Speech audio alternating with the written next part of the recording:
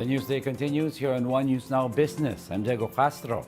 Here are the biggest stories on the economic and corporate fronts.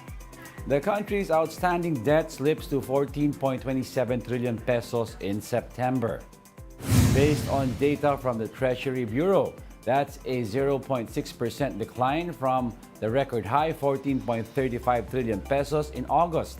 Year on year, however, the debt stock rose by 5.6% from 13.52 trillion pesos.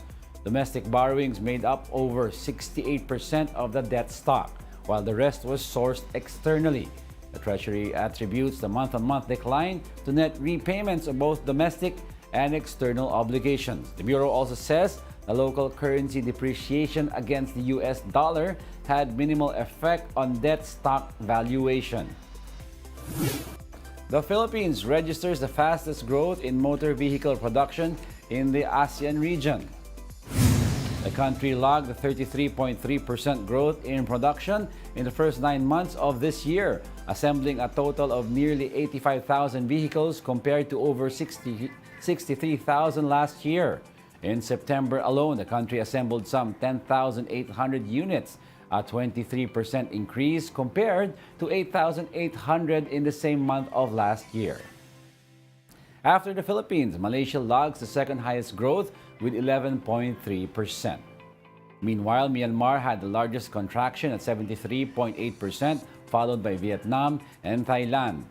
Philippines also logged the fastest year-on-year growth in ASEAN motorcycle and scooter production in September, with nearly 93,000 units assembled. That's 4.6% higher than the 88,000 units made in the same period of last year.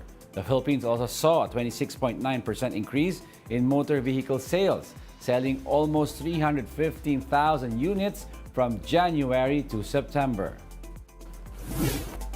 Angat Dam's hydroelectric power plant will be shut down for repairs.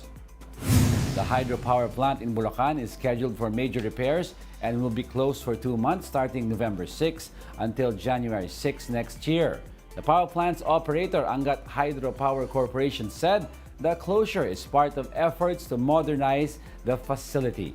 Now, despite the 2-month shutdown, the MWSS has assured residents of Metro Manila and nearby provinces that water supply will not be affected. The agency has earlier said that the primary objective of this undertaking is to prolong the lifespan of the plant to ensure stable water supply for domestic use and irrigation. Kami naman po sa MWSS ay suportado dito sa rehabilitation work na to kasi ikabubuti po ito ng ating dam kasi 56 years old na rin po ito. So para sa kaalaman po ng ating mga customers ay ina-assure po ng MWSS na hindi naman po maapektuhan yung supply ng tubig sa Metro Manila. 2 years na itong plano ng Angat Hydro na to at hindi namin ito pinapatuloy kasi or pinapayagan kasi gusto natin ma-assure na walang magiging problema sa supply ng tubig. We'll be back with more stories after the break. Keep it here on One News.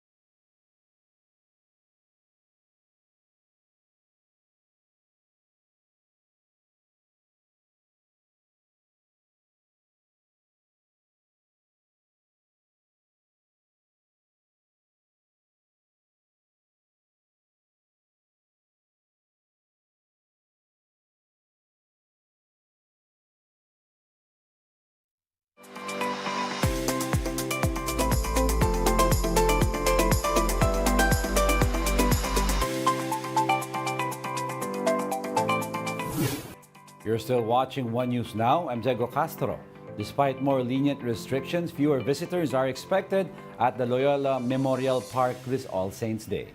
To tell us more about this, we have Shaila Francisco reporting live from Marikina. Shaila, how exactly did vendors notice a smaller crowd this Undas?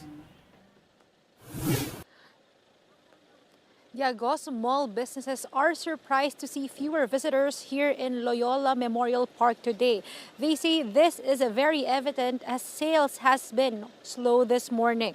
We spoke with several kiosks and vendors who said they were expecting to recover from losses from the past years due to the pandemic, but there is less demand today.